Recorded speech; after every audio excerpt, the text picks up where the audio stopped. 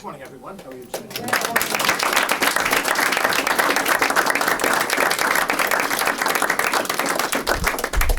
Good morning. Thank you for taking time to be with us for the presentation of our proposed 2020 Westchester County budget. I'm joined by members of our executive team, our Deputy County Executive, Ken Jenkins, our Director of Operations, Joan McDonald, our Director of the Budget, Larry Sewell, Assistant Director, Gideon Grand, and members of our executive team all throughout the room. We're also joined by Chairman of the Westchester County Board of Legislators, Ben Boykin, and all the members of the Board of Legislators that were able to be with us here today, and I'm sure he'll take the time to introduce them when we ask Ben to say a few words. This is an important day for us, and it's an important day for the people who live in Westchester County. When we talk about the things that we believe in and the things that we would like to see us do, the most important thing is to put money behind those priorities. And if we don't fund the things that we articulate, then how committed are we really to those different things? Westchester is a very diverse county. It has all different types of people and all different types of need. And we intend to try to address as many of them as we can in this particular budget, understanding that we are in a long-term process of trying to point a direction and fulfill that direction year after year after year. We've been granted a 4-year term of office. 2 of those years are almost complete. But in that period of time, we want this budget to be a step in the direction that we hope will lead us to a better future. This budget, in its general number, is $2.1 billion budget. Now that number is $200 million higher than the number that we used to describe the 2019 budget, the current budget that we're in this year. There are a number of reasons for that. You will see in this budget that we are not borrowing to pay for pension costs or certiorari costs. So those numbers represent an increase in the total spending of the budget. We are implementing criminal justice reform that involves additional money spent through the district attorney's office, through information technology, through labs and research, through public safety, costs that did not exist prior to the state passing that mandate. It's a laudable mandate, and now to implement it will take time, energy, and money. We have additional health care costs for our workforce. We have additional union contract costs for this new year that were triggered by the arrangements that we finalized. We have an increase in debt service because we've made a commitment to tackling the capital projects that have been needed for a period of time that have been put off. You know, when you kick the can down the road, welcome to what the end of the road looks like and the things that we have to do in order to catch up on those things. And you also have to consider that the Property Tax Protection Act involves getting additional revenue, and then part of that will be spent back out, shared back out to the communities. And all of those things add up to the $200 million difference. But it is a $2.1 billion budget that we're looking at in this document that's presented for you today. We have proposed in this budget a $1 million cut to the Westchester County property tax levy. The property tax levy as it currently exists in the 2019 budget is $570 million and change. And in this 2020 year, we have projected a $569 million number. That is the first time in 9 years that the county executive branch has presented to the legislature a cut in property tax levy, and it's only the second time in 19 years. The last time we had consecutive property tax cuts, I was the chairman of the Board of Legislators 20 years ago, and we had 3 years, and we had tobacco settlement funds that enabled us to do that and for us to move forward as a county.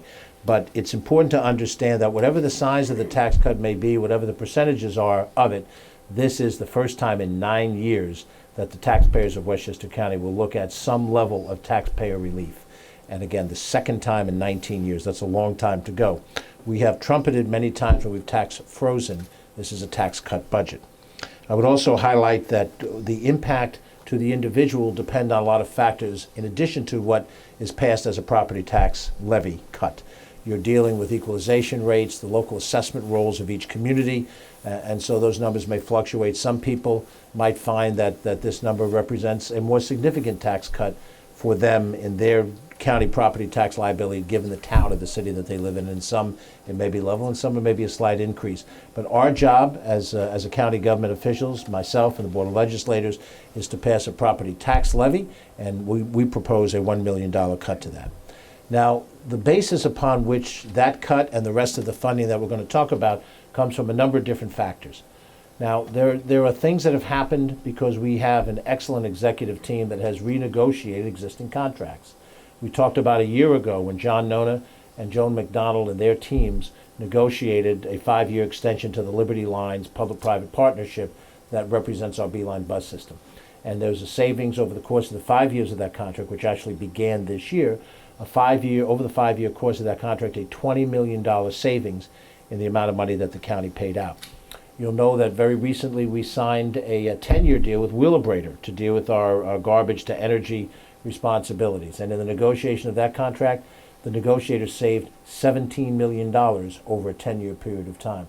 Those are just two examples of the kinds of things that represent cost control inside the county government. And the commissioners that are here will talk about efforts they've made, large and small, to try to effectuate cost savings from that area. We've also had non-property tax revenue come in from sources. John Nona, once again, to credit him and his team, negotiated an arrangement with Airbnb in which money that would otherwise represent hotel occupancy tax revenue, which Airbnb does not pay on behalf of their host homes in the county, that they would make a payment in lieu of taxes, and that is revenue into the county, round numbers, $500,000. We have, in addition, a negotiation that came to contract with a company called New Energen. Peter McCart was the principal behind identifying this and helping us move forward, where when we go off of use of electric from the grid on the highest nights of peak need, think of July, those very hot nights where everybody's got their air conditioner on, that the county would receive money by going off and powering our operation either on low power through generators or other resources, and in so doing bring revenue in. The negotiations of those contracts to save money, additional non-property tax sources of revenue are part of what we have done here. But the major part is the Westchester County Taxpayer Protection Act, which we have discussed in great detail. The members of the Board of Legislators, not once, but 5 times, had to pass a variety of legislation required by the state legislature, and the state legislature passed it, and the governor signed it. That act represents equalizing sales tax across the county. People will talk in a lot of different ways, and I understand the nature of political conversation. Somebody tries to take the angle in looking at it that advances their narrative. But what it does is it says the sales tax rate that you pay in Mount Vernon will now be the same sales tax rate that you pay in Bronxville. Seems fair to me. The sales tax rate that you pay in New Rochelle is now the same sales tax rate you will pay in Pelham Manor. And the same sales tax rate that you pay in White Plains will be the same sales tax rate that you pay in Wacabuck. And by so doing, we've been able to generate revenue that will help us do these things that we've talked about at the county level, and in addition, and we'll talk about this in just a second, help local governments make their goals. We've seen already that communities like North Castle, Pound Ridge, Peekskill, Greenburgh are all looking at having additional sales tax revenue that will allow them to have lower than expected property tax realities in their 2020 budget. So this is a benefit now not only to that portion of property taxes that you pay to the county, which runs maybe 20% of your total tax bill, but to the remaining 15 to 20% that's your municipal taxes in all of the towns and all of the cities in Westchester County, and many to most of our school districts. When we talk about what that means, there'll be decisions made in each community. The town supervisor of Greenburgh, Paul Feiner, has presented a budget to that town board that has a 0 increase in property taxes. Now, as in the Board of Legislators has the right to adjust the priorities that we're presenting to them today, the town board has the right to restructure whatever Greenburgh does. But it's important to note that when you see something like this happen, that is the direct result of the effort we made. And let us be clear, this effort came with bipartisan support in the Board of Legislators, bipartisan support in the state legislature, bipartisan support amongst the town supervisors and the village mayors. This was an understanding that we had a fiscal need. We could not go to the property tax to solve it. We could not ignore it, and we found a way to deal with it that we think was responsible. In a town like Lewisboro, where you have a variety of different pressures on them in this particular budget, this additional sales tax revenue for them will represent the ability to overcome expected expenses and still deliver a property tax level that is compliant with the property tax cap. And that's important. And that's not just the story of Lewisboro, that's the story of a number of different communities. The additional revenue that we have from these various sources is going to allow us to put, this is not new news, but it allows us to put $10 million into the unreserved fund that we have for Westchester County. That is your savings account. That is you and your spouse saying, we're going to put aside a certain amount of money from our paycheck and put it into savings. That is a prudent thing to do for everybody. It's a necessary thing to do. You do not know if the boiler is going to burst in the basement. You do not know if you're going to crack your engine block in your car. You're saving for your children or grandchildren's college education. Putting money aside is necessary. Early in 2018, our reserve fund was at $64 million, and one of the lowest levels that we've ever seen, if not the lowest level, and certainly at a level far below what we needed it to be. We made the decision in 2019 jointly, your honorable board and our executive branch, to add $5 million this year to that fund to bring it to $69 million, and this budget adds $10 million to bring that number to $79 million. Now, we probably need, by fiscal policy standards, to be closer to $150 million in that reserve fund, given the fact that we're a $2 billion budget. But we're making progress in the right direction. That's a 25% or 23% increase in the reserve fund from where we were in 2018, after we dealt with the funds that did not occur at the airport and having to close these union contracts that we faced, and a 25% increase back to where we need to be in terms of our reserve fund, and that is funded in this budget, and that's a very important statement to make. We also have in this budget no borrowing for any operational expenses, no borrowing to cover pension costs, no borrowing to cover tax certiorari's. You do understand that we get a letter from State Controller Tom DiNapoli every year, and it gives us an amount that we as a county government must pay to help properly fund the pensions of New York State that relates to our workforce. That is not a negotiable number. When we get that, we have to plug it in and pay for it.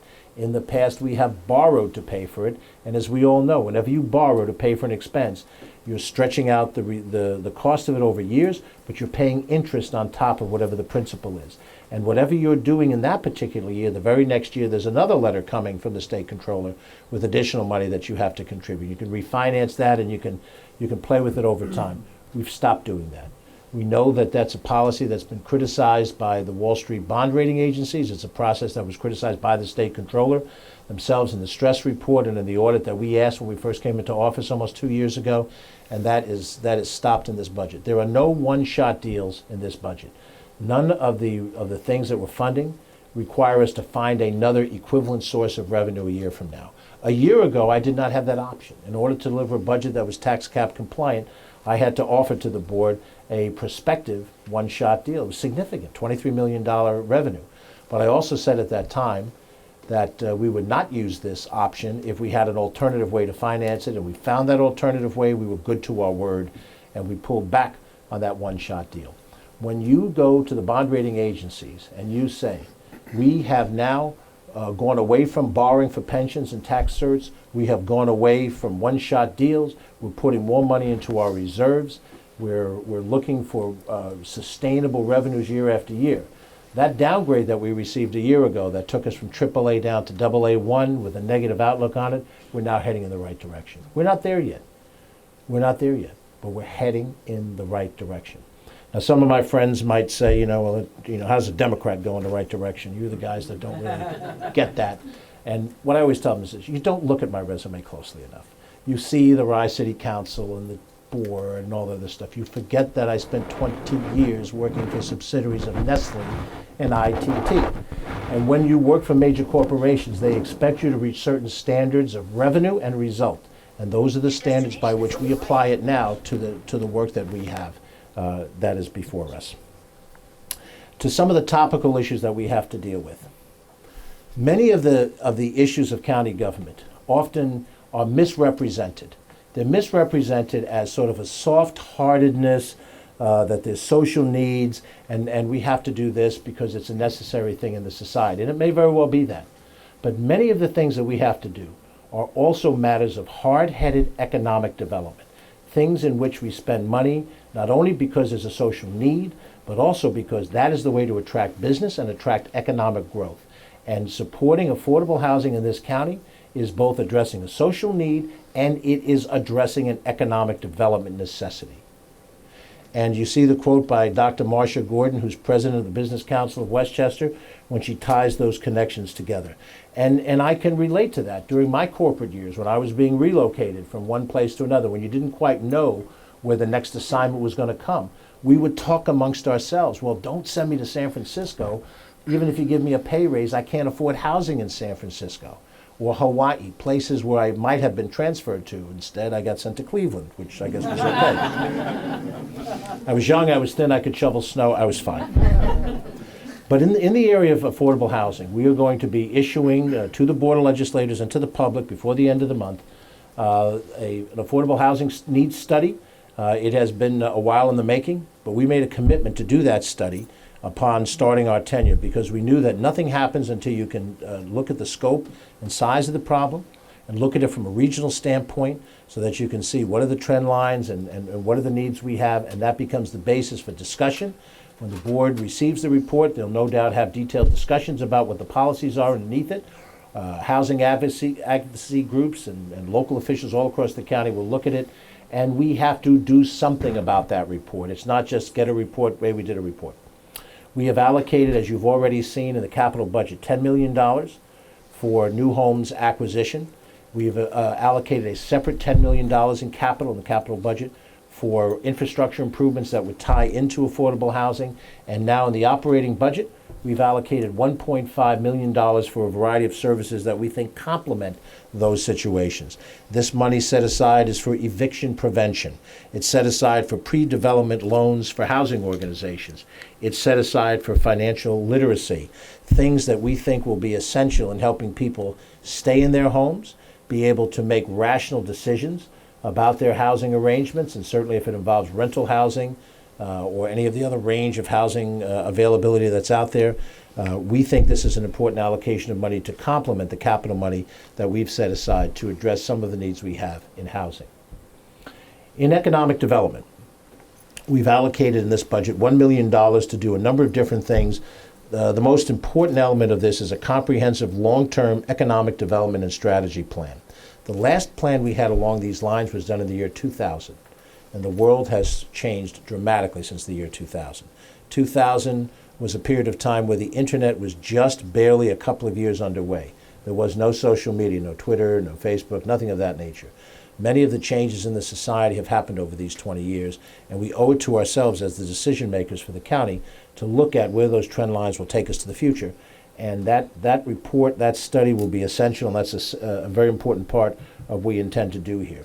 We're looking at workforce development initiatives that we think will promote economic development by bringing more wage earners into the workforce, and to find that pipeline of talent that has always been Westchester's great advantage, that we have a highly educated workforce and it is attractive for corporations. People always talk about the cost of doing business in New York State in general and Westchester in specific. Why would anybody do business here? We should all do business in North Dakota, if that's the only question. But there are other standards by which corporations make decisions, and one of them is the quality of the workforce. And that is something we look to advance with our programs. I know that as the board goes through every one of these things in great detail, you'll want to scrutinize these areas to your satisfaction, and you want to ask all the detailed questions that will help you understand what we envision, how this money could be spent and how it would be spent wisely in this process. This also continues our test and program that we're very happy with, Element 46, which is an incubator program. It's innovative. It hasn't been tried before. We viewed it as an experiment, but Bridget Gibbons, our Director of Economic Development, has been committed to it. She's put time and energy and effort into it. We owe a great debt of gratitude for all of the emotional attachment that she's had to this, and the professional follow-up that's made this a great start, and this is also part of this.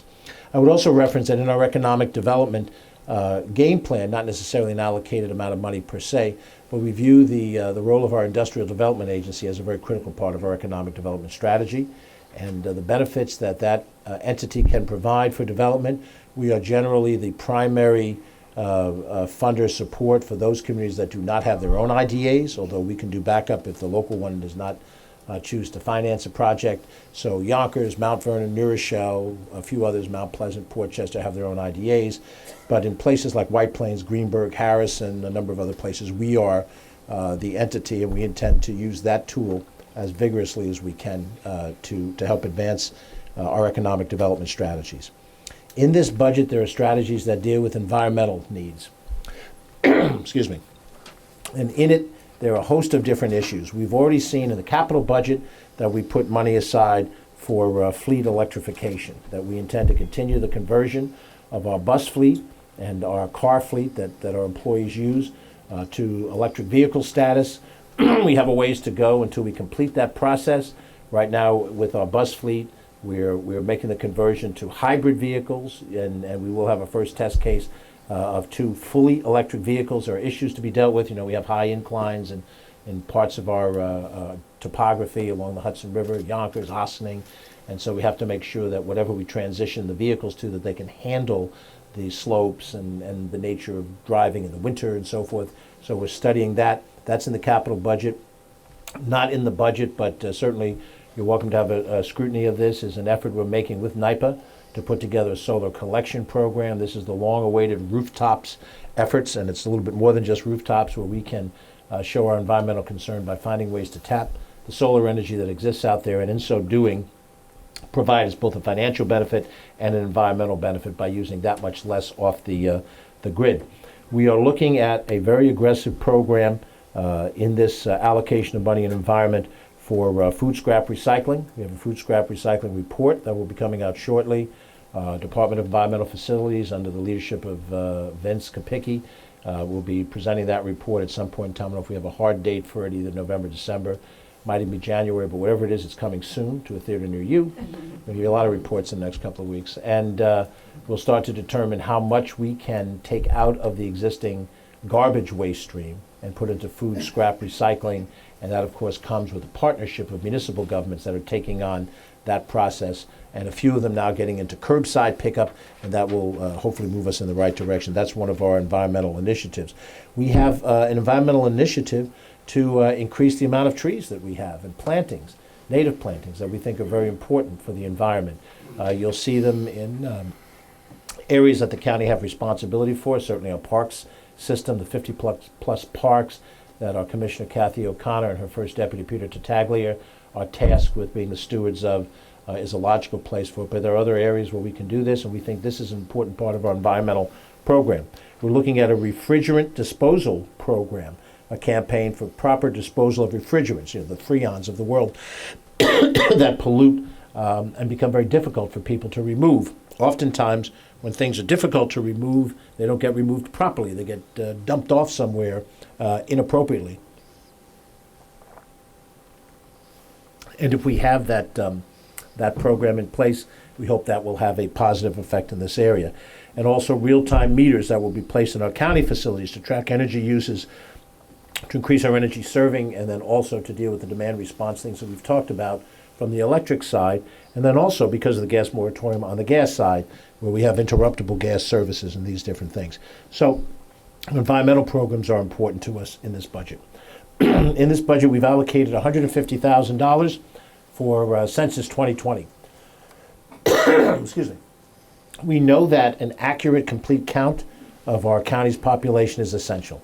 We know that there are hard-to-count communities, not geographic communities, but portions of communities, and we have to make an aggressive effort. We've already started with our Census 2020 committee. They have worked in harmony with local committees in Portchester and Yonkers and Greenburgh and other communities. But come April 1st, we have to make sure that every person in Westchester County who resides here is counted, so that we can get the proper representation in political office, particularly House of Representatives, and also have the right amount of allocation of resources. As one example, we had to use by law, when we allocated the sales tax revenue, we had to use as a source of allocation the most recent census, which was 2010. Aside from the fact it was 10 years ago and there have been changes in population since then, a community like Portchester was clearly undercounted. 30,000 people, not really. I mean, I'm in Portchester every day of my life, and there is no way that that community is at 30,000 people. It's at 40,000 people if it's got 10 of them in there. But yet the money had to be allocated based on that formula, and so we believe it underfunded Portchester, and that represents what we want to try to avoid going forward. We know that there's been a state mandate to change the way we handle criminal justice in this state. The decisions and the discussions that were made in Albany, codified in the legislation that passed before the end of June, now has to be implemented across the board by the City of New York and the counties of New York State. There was not additional money allocated in the state budget specifically for this purpose, so it is our responsibility to allocate resources to do this. This is a sea change in the way discovery is handled, bail is handled, and this is not just the executive branch in its operation. This involves the prosecutorial branch, the district attorney and his team. This involves the judicial branch. I had a chance to stop by and chat briefly this morning at a judicial school that's being held over at Pace Law School, where local judges were being walked through what the implications of this law means. It will change the way law enforcement operates every day, and not just the county police, but every local police department, as small as the 5-person Buchanan force and as large as the Yonkers PD. And with those changes comes resources. We have allocated for this purpose in this budget $2.2 million. And keep in mind, this is a mandate that did not exist in last year's budget, so this is an additional amount of money. We have struggled with how much we need in order to satisfy the mandate. So we've told the district attorney that we've allocated $1.2 million in additional funding for this year, but as I'm sure as the district attorney will go before the Board of Legislators to discuss it, we are open to changes in that number based on actual implementation. It's hard for us to fund what might be needed in the extreme, so we're going to look at getting started, assessing what the actual need is, and then being prepared to add funding as may be necessary in the real world. And that's important. So our response is already immediate. We added 6 employees to the district attorney's office for the fourth quarter of 2019. Those people are in place and functioning in anticipation of the mandate coming on January 1st. We'll also see what the state does if they do, in fact, allow for any targeted funding in their budget for this year, which we hope they do, which will change the equation. We've looked at comparable counties such as Erie County and Suffolk County, and our allocation, given the parameters I've just said, we think are in keeping with what comparable counties are doing. But that will be a source of discussion at the legislature, and their wisdom will be part of that. The $1.2 million for staffing to the DA is only part of the money. There's an additional $1 million set aside for additional money we need for a labs and research component, for public safety, and for probation, all of which are part of this process. And in each of those cases, we have money set aside in operating funds. In our capital budget, there's money set aside in information technology to deal with the capital needs that will happen as we need to record and retain information on a much greater level than we have before. We've also in this budget allocated money to be able to have additional support for a Human Rights Commission, for a hate crimes specialty, to be able to make sure that there's additional resources to deal with this rise of hate crimes. Only a person who puts his head in the sand would miss the fact that there are more anti-Semitic, more racist, more anti-whatever in this society today than there was a year ago or 2 years ago. Something has been let loose, something has been given approval, tacitly if not officially, in the society, and people find it easier now than perhaps a year or two ago to put a sign of hatred or prejudice in a public domain. The Human Rights Commission, we think, has been restaffed at the commission level under the leadership of Doris Dalton. We know that we've got a good team here. Tajesh is with us here as the executive director, and Valerie Danielle, the assistant director, and bringing Josh back to be our fair housing person. But we know that we need some additional support, so additional support will be coming, and we hope that that will help us in being able to root out and respond to these hate crimes as they arise, hate crimes and hate speech as well. We want to make sure that people understand that hate has no home here in Westchester County. And I say this knowing that of the many groups that have been targeted, I personally may not find myself in one of those demographic groups. But I will tell you that my great-grandfathers were part of those demographic groups. 120 years ago, it was people like my great-grandfathers and grandfathers that were targeted. Now it's a different group of people being targeted, but it doesn't change what makes hatred wrong. And I frankly find it objectionable when people who, like me, are grandsons of people who are prejudiced against, that they repeat that prejudice to other people. I think it's shameful. But hopefully we'll do what we can do as a county, and we know that things will have to happen on a larger level than us, right up to the national level, in order to change the national dialogue on this. As we look to our parks and recreation facilities, we have allocated certain resources in this budget. You'll go through the budget in great detail and you'll see statements made about each of our different facilities. But we are adding $250,000, $250,000 of additional marketing for Playland to bring our marketing budget up to $1.2 million. Last year there was a legislative ad, Catherine Parker, of $100,000 to go into Playland. We have made the decision that we intend to manage Playland effectively, and I think in 2019 we showed what's possible when we have energy in the right direction. We've got a long way to go in Playland. It's no different than the story on turning around the bond rating. It's the same situation. We had a good year at Playland. We had a rise in attendance that exceeded the prior 3 years. A new ride went into Playland. We had some energy with a variety of marketing efforts that were done in-house. I want to compliment Catherine Chaffee, our Director of Communications, who became the basic Director of Marketing for Playland during this period of time, and her team, Joe Scamato and Carolyn Fortino, and Chelsea Pagano, Cara Pagano, Emily Lavin, all of whom put their shoulder to the wheel along with Coaster to help us turn the corner. We have issues with Playland that will be better addressed by John Nona, and we will address those in due time. But in the operation of Playland, we're committed to this park. This is, as I said, both in the video and have said already, we inherited certain traditions and things that are of value. We do not turn our back on those traditions. We fight for those traditions. This particular park is better managed in the public domain with private sector assistance and professionalism than turned over to a private sector entity in its entirety. That is my belief. I would also say that we're looking at making a major step forward for our nature centers. We have 6 nature centers around Westchester County. And right now they each have a curator who works 5 days a week and provides the necessary services and to some degree the necessary security at those 6 parks. We will be adding 3 curators in this budget. That will allow us to have 7 days a week at all 6 nature centers, an appropriate curator available for those people that come to visit. We want you to go to Cranberry Lake. We want you to go to Lenoir. We want you to go to Marshlands. We want you to go to Reed, and on and on. We think that having that coverage 7 days a week is the right step forward. I have been through battles when I was a legislator over, we're going to cut curators, fight to put them back in. We're not having that battle. We believe that these nature centers are necessary, valuable things. Young kids go there. Kids who grew up in apartment buildings in Mount Vernon, they go there, they see something they wouldn't see otherwise, they benefit from it, and we're going to staff them up properly 7 days a week, not 5 days a week. We're going to add maintenance staff at Hilltop Hanover. Hilltop Hanover is an asset.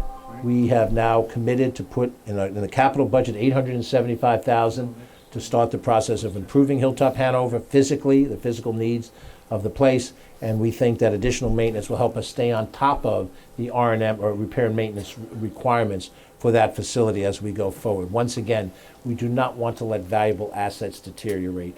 How much time and energy did we have to put into saving the Miller House, which we did bipartisanly and we did unanimously, but it should have never gotten to that point. And so let us not let the other assets that we have get to that point through our inattention or our philosophy that doesn't focus on protecting the things that we have. The nonprofit organizations of this county provide a great service to us. I've said many, many times before, we contract with not-for-profits for the same reason why we contract with corporations who work on a profit basis, because they provide a service that we cannot better provide through the county government structure itself. And our not-for-profit world covers a wide range of entities. Now, we have heard from Westchester Women's Agenda and asked for 10% increase. We've heard from the nonprofit Westchester organization request for 5% increase. We have individual organizations that have asked for specific amounts for their specific organizations. And we know that this will be a big basis of the public hearings yet to come. You'll have a steady stream of folks coming to talk to you about those issues. When we had our 2 executive forums, we had some of that input. This budget increases our aid to not-for-profits. And keep in mind, last year's increase was the first time we increased over almost the prior decade in our support of not-for-profits. However, it's difficult to get an exact number of what we're talking about because we have nonprofits that exist within some of the structures of those associations, NPW and Westchester Women's Agenda, and we have other nonprofits that work outside of those structures. So when we talk about a simple percentage, it's not so easy to come up with that percentage. we have agreed to put $200,000 more into the Invest in Kids program, so that we will target certain programs that our outstanding director, Dr. Damia Harris-Madden, has identified as being other areas for us to use to try to impact the youth of our county. And through the DSS department, our commissioner, Kevin McGuire, has a host of not-for-profits that we work with. So the better way for us to view this is that we have added a percentage to the best of our ability to calculate it that exceeds what we did last year and gets us to a level that you might calculate at about 5%, but I'm not sure of the numbers. So I think when we sit down and scrutinize it, we're going to have to go department by department and organization by organization. And I would argue, notwithstanding the ask for an across-the-board increase, some organizations are getting this much, and an across-the-board increase only gives them that much. And that may not be the appropriate amount. They may need to get something that's at a different percentage, and it'll depend on the organization and the function that they're providing. And our administration will work closely with the Board of Legislators during this review process, so that as you have legitimate questions, our team will try to calculate and answer those questions. And whatever adjustments we need to make to the budget, as we've said already, we will try to make those adjustments to satisfy what legislative priorities are. And going forward, the bottom line is that we're moving to provide additional money to our not-for-profit organizations. And let me also say, in addition to the $200,000 increase in Invest in Kids, we are also going to be reducing the child care parent contribution from 27% down to 25%. We think that's important for people who have children in child care. It is a savings for people, and most often people who have children in child care are people without resources. They tend to be female-headed households. They tend to be people of color. And so by making that reduction, we think we're making a proper statement for people in need and helping them get the child care they need so that they can work and be productive in the society. And that is also in this budget. And we have also added a position, which we announced earlier, so it's not necessarily news, but we have a person who will be tasked with being the Chief Nonprofit Contract Officer, who will serve to work with all of the not-for-profits in making sure that their contracts move forward quickly, that reimbursements move forward quicker than they have, and having a person solely tasked with that, we think will make a world of difference for all those organizations that have been frustrated by the way the county has moved in the past. And rightfully or wrongfully, we hope that that will be an improvement that you'll see in a tangible fashion. We have a number of changes in this budget which the board will look through in some detail. That represents some of the changes in the way we're going to deliver certain elements, how we're going to handle the capital projects process, how we intend to change the way we deal with customer service for the Beeline and for paratransit, our fire response and prevention at the Grasslands campus, the way we're going to handle community development and sustainability between the DPW and the planning department. All of those streamlining and changes will be before you for detailed discussion department by department. Joan McDonald has really taken this on. Her past experience as head of New York State Department of Transportation, statewide commissioner for that department, a similar statewide commissionership in Connecticut for economic development, and a host of other assignments that she's had over her years, gives her a very trained eye to determine how best organization should be structured. And she's been ably assisted by the Deputy Director of Operations, Emily Salzman, and by Susan Spear, who's with us as well, moved over into the operations piece under Joan and under Emily, to be able to help us do some of those functions. And we think that too will be part of what we look forward to. I'm going to close the general presentation here. We will have questions from the press in a second. Other individuals who may have questions, we'll have another forum for that. Right now we want to make sure that our friends in the press get to ask the questions they want, since they're covering this directly. In a few seconds I'm going to invite Chairman of the Board, Ben Boykin, to come up to get the ceremonial handoff of the budget. I remember when I was on the other side of that. That was always fun when you feel the weight of it. It is obviously being transferred in print and electronic copy. Electronic copies will be available for those who want it. It will be up on the website, X number of days from now. Give it a little time. It's a long, detailed document. If you know the document already, you know what you want to look for, you go right to the page. If you don't, it's a long read and a long, meandering read. Let me just close by saying, in many ways, what I said, and I said this in the video. We're a diverse county, and we have diverse needs. We're a county of almost 1 million people. We have, as you've often heard me say, everything that you read about in a John Cheever novel but also when you read Bonfire of the Vanities, you see elements of Westchester County that could easily pass for neighborhoods that were described in that book. We have tax pressure that affects our homeowners. We have a desire for sound fiscal policies. We have a desire to advance housing and transportation and economic development and environment. We have people in need of additional social programs and services to help them live a better life. We have infrastructure needs. We have a variety of things in front of us. We know that it is impossible for us to meet every need in any one year and maybe over any particular point of time. Most of you know, and I alluded to it in the video, that I spend a lot of time not in my home. And this has probably been my MO for a long time. You're just all seeing it now, as I have a position that puts me all across the county rather than just in the corner of the Sound Shore. But I have, over the last few months, over the last 2 years in this position, almost 2 years in this position, I've rung doorbells in Katona. I've gone through senior citizen centers everywhere, but particularly Hugh Doyle, New Rochelle, and Theodore Young and Greenberg. I've stood at railroad stations that I can't count, from Phillips Manor and Pleasantville all the way down to Pelham. I know I do these P's because it's a nice alliterative thing. I've had the advocates in my office, and I've listened empathically to the needs that they have, from Arts Westchester, which does a fantastic job, to Legal Services, which does a fantastic job, to the domestic violence organizations, all of which provide a tremendous need. Every one of these needs are valuable and necessary, and they don't conflict except where there are resources to be allocated, because we want the best in every one of these public policy areas. I go to the ethnic festivals at Kensico Dam, and they're really marvelous. You see the enthusiasm of the Indian American community, the South Asian community. You see this year, the first time, the Muslim community. At Ridge Road, the Irish American community and the Albanian community. And they're all Americans, and they're all Westchester people, but they also have pride in their ethnicity. And they cluster to enjoy the food and the music of their native country or the country that they attribute back through their ancestry. And you see that Westchester is far more diverse than what people think it is. When you talk to your friends in the city, they see it as one big, rich, white suburb. All these wealthy people up there, they're going upstate to see their friends in Larchmont. But the time that matters to me most is not when I'm out on a train station platform, not when I'm shaking hands, giving out cookies at a senior center, not even when I'm with my senior team, whom I respect immensely, or when I'm with my friends in the county legislature. And how many county executives say that the county legislators are their friends?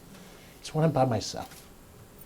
It's when I'm alone and I just have one light on the desk and I look at all these things. I've asked for this opportunity. You've given me this opportunity for 4 years, and I've spent 2 of those years already. What do we do to make this county as good as it can be? I've said in the video, and I believe this, we're not trying to make Westchester great again. Westchester has always been great. Westchester's been great before I got on this planet.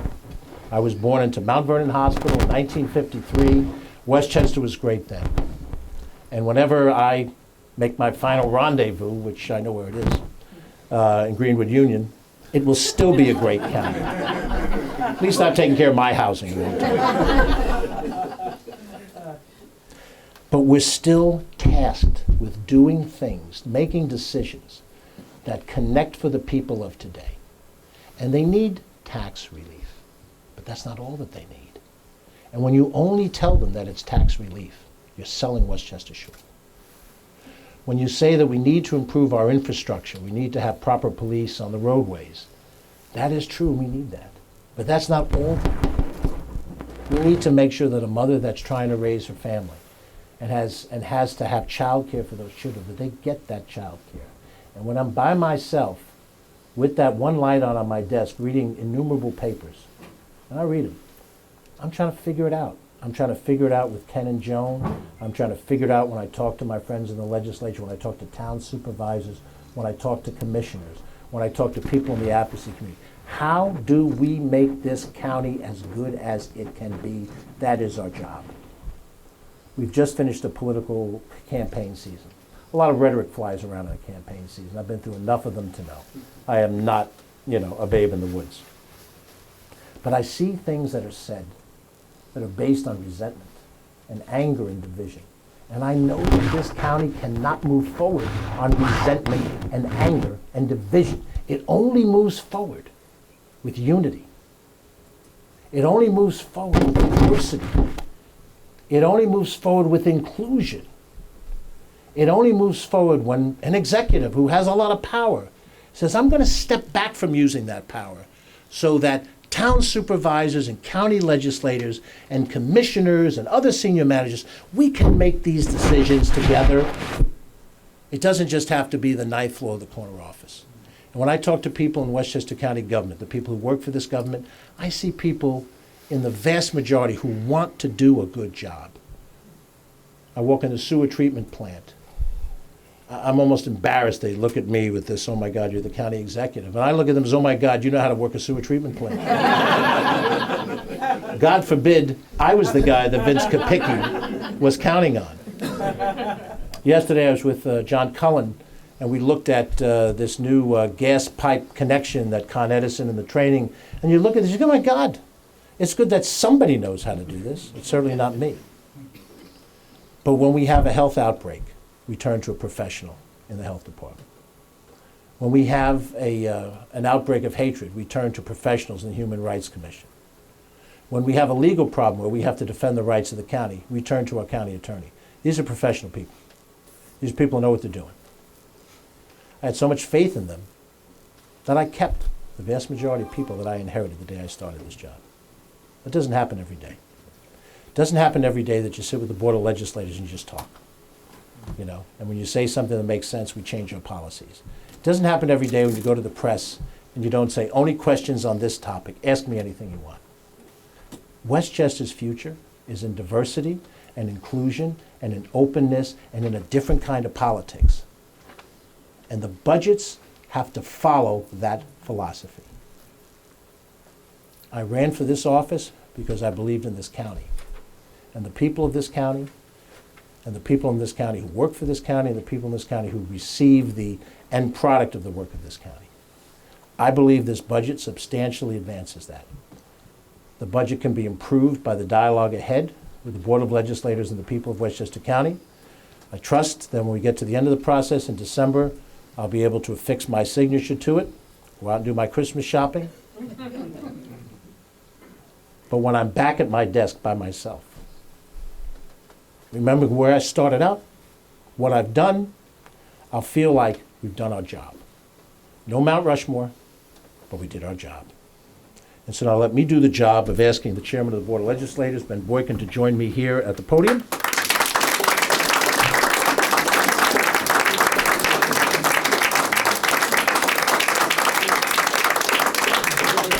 Mr. Chairman, this is now your heading.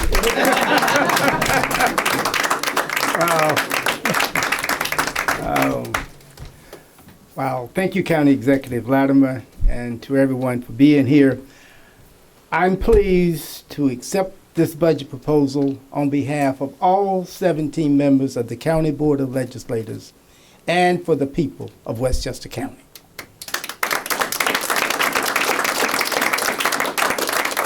I'm joined today by numerous members of the Board of Legislators, starting with Vice Chairman Afrida Williams, our Majority Leader, Catherine Parker, the Budget and Appropriations Chairwoman, Catherine Borgia. She's going to be busy. Started on Tuesday. We always busy.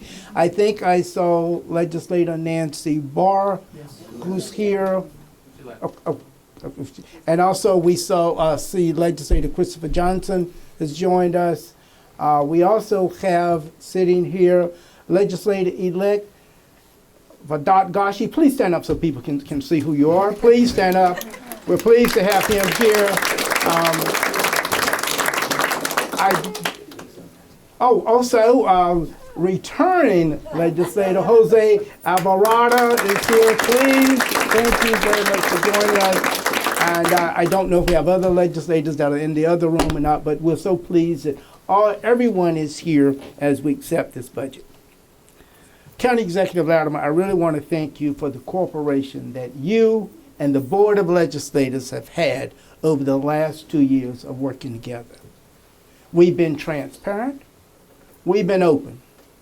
The board has been able to call commissioners and get them to the Board of Legislators committee table to discuss issues. It wasn't always like that. And we appreciate that openness and the frank dialogue that we've been able to have. And starting on Tuesday, we'll be calling those commissioners before the Board of Legislators in the various meetings so that we can go through the priorities for 2020. And we will do that. As you know, we will have 3 public sessions on the 19th, on the 26th, and then the board meeting, which is required on December 4th at the Board of Legislators here at 148 Martin Avenue. And if things work well, we expect to have that vote on the 2020 budgets, because there are more than one, on December 9th. We know that this is a long process. It takes a lot of work. And I, and also all members of the County Board of Legislators, want to thank the county executive, his executive team, and all the commissioners for working for the people of Westchester County. Because if we can't work for the people, we shouldn't be here representing the people. So that is so important. We look forward to taking this budget, going through it, reading it online, and you can also go to www.westchesterlegislators.com. Look at our revised website. Go on our budget dashboard. You can pull up the budget, the capital budget, the operating budget, the special districts budgets, the refuse budgets. You can look at all the budget meetings. So we've improved ways to access and follow what we're doing. Also, you can follow our meetings that are in high definition now. Yes, you can see everything when we sit at that committee table, okay? So on behalf of all legislators, and also I'd like to say we have members from the board with us. We have our chief of staff, Dennis Powers, with us. Where's Dennis? He's standing there. We have our director of communication, Jacob Travokas, here. We have our director of fiscal affairs, Greg Shishara, here. I think we have our fiscal analyst, Javon Boxia, with us, and we probably have other members from the Board of Legislators with us for this kickoff of the 2020 budget review season, and we will take our legislative oversight responsibility very serious. So thank you very much.